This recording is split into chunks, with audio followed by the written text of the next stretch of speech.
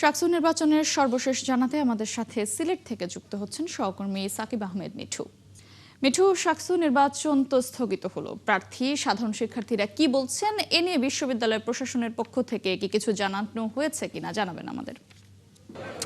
ধন্যবাদ মৌটুসি। আসলে বিশ্ববিদ্যালয় প্রশাসনের সাথে আমরা কথা বলি, যেমন যারা শিক্ষার্থী বা যারা এখানে প্রার্থীরা আছেন এই শাকসু নির্বাচনে অংশগ্রহণ করছেন, তারা এই মুহূর্তে সিলেট এবং সুনামগঞ্জ মহাসড়কে অবস্থান করছেন। দেখতে পাচ্ছেন আমার ঠিক সামনে তারা অবস্থান করে সড়ক অবরোধ করে তারা প্রতিবাদ জানাচ্ছেন এবং তারা বলছেন যে এই যে শাকসু নির্বাচনটি সেটি 28 বছরের তারা প্রত্যাশা ছিল। 28 বছর পর এই নির্বাচনটি খুব প্রত্যাশিত একটি নির্বাচন, এটি আকাঙ্ক্ষিত একটি নির্বাচন। যেটি রায় হয়েছে এটি একটি ষড়যন্ত্র বলে তারা দাবি করছেন শিক্ষার্থীরা বা যারা নির্বাচনে অংশগ্রহণ করছেন এই প্রার্থীরা।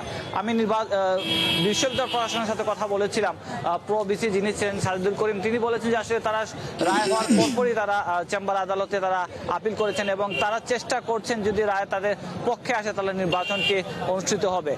যেমনটা সারা দিন থেকে কিন্তু আন্দোলন হচ্ছে, সকাল থেকে আমরা বিভিন্ন যে দলগুলো আছে শিবির সমর্থিত প্যানেল এবং ছাত্র দলের সমর্থিত প্যানেলের একটি অংশ কিন্তু বিশ্ববিদ্যালয় প্রশাসনের যে ভবনের যে গেটে তারা আন্দোলন করে এবং গেটে তারা তালা মেরে দেয় এবং তারা এখনো আন্দোলন করছেন। তারা আশাবাদী যে তারা এই নির্বাচনটি যে আগামী 20 জানুয়ারি যে নির্বাচনটি হবে সেই নির্বাচনটি অনুষ্ঠিত হবে। এবারে নির্বাচনে আপনি জানেন যে সিলেট শাহজালাল বিজ্ঞান ও প্রযুক্তি বিশ্ববিদ্যালয়ে প্রায় 9000-এর বেশি ভোটার ভোট দেবেন এবং তারা বলছেন যে একটি চক্রান্ত হচ্ছে যে এই নির্বাচনটি বানচাল করার জন্য।